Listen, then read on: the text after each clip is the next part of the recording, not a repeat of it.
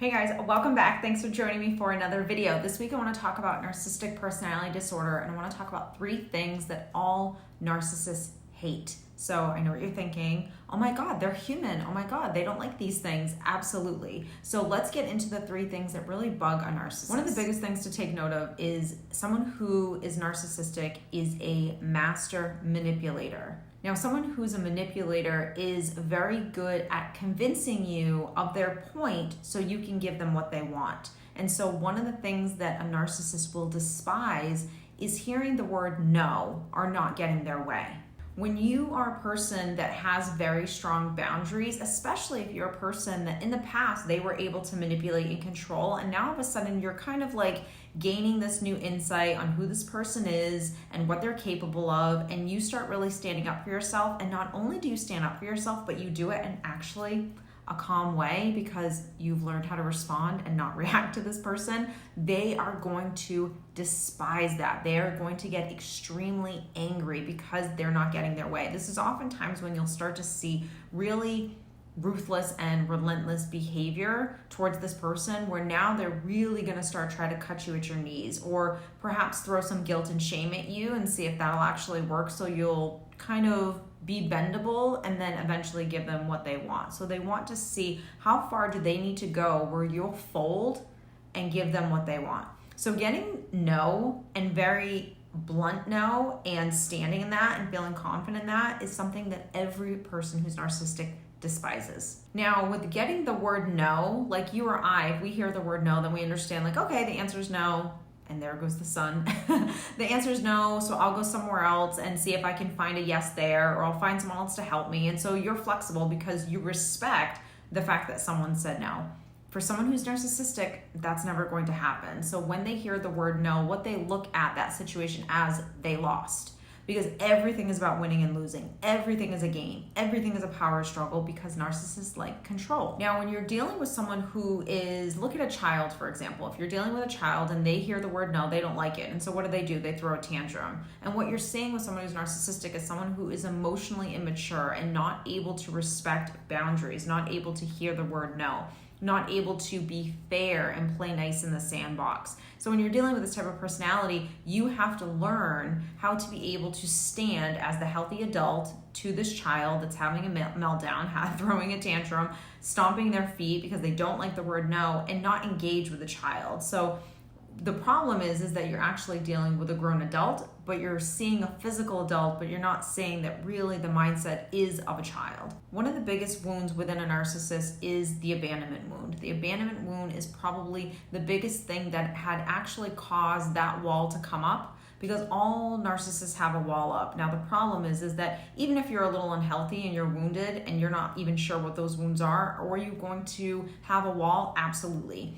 If you've had abandonment issues, if you've been cheated on, betrayed, lied to, etc., are you going to have a wall up sometimes? Yes. Are you aware of it? Possibly not. Someone who's narcissistic doesn't just have a fence, they have a brick wall. And you're never going to be able to knock that wall down to actually get to the essence and the true self of that person, because that's how damaged that person is. And the reason why they are that damaged is because of their abandonment wound that they have, where they've basically killed off that part of themselves, their essence, who they are at their soul level. And now they're playing a character, and they're playing this character in order to fit into society, in order to get validation, in order to get love, in order to be what my parents, the world, my wife, my kids, whoever thinks I should be. They don't really have a sense of self in that way because they're not connected to that part of themselves. Because what happened in childhood is that part of themselves was so deeply wounded that they really suppressed and ignored it for such a long period of time that now there's really no coming back. And that's why this is a personality disorder,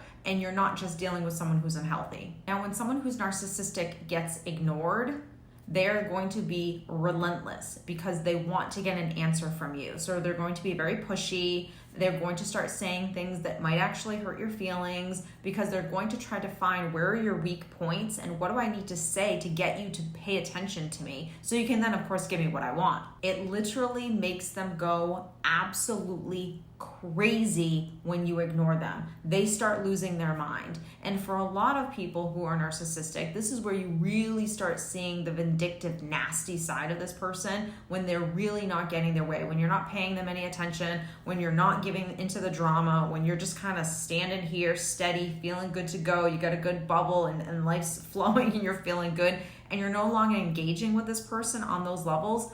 They're not able to kind of like poke you and get a reaction from you. Now you're going to start seeing this person really either come at you even harder, or you're going to start see them really start to crumble. So this is when the stalking will happen. This is when the rumors will happen. This is when this person is going to try to really hurt you. Now, of course, if you're afraid of, physical abuse or physical assault and things like that, by all means, take the appropriate measures. But sometimes when you're starting to really enforce boundaries with someone who's narcissistic, it might actually get worse before it gets better. And this is where this will be the true test to you on how well can you hold on to yourself while you are going through this process. That is why this person on some levels is a great teacher for you, even though some people may not like when I say that, but that's the truth. This person is constantly, a bully, someone who just hurts you on such a deep level, someone who's constantly coming at you in this way. You have to learn how to rise up every single time to that person. And while it's exhausting and while it's not fair, it is a part of your own healing process. So I looked at it this way. Every time I had to be in this situation, I looked at it as a test.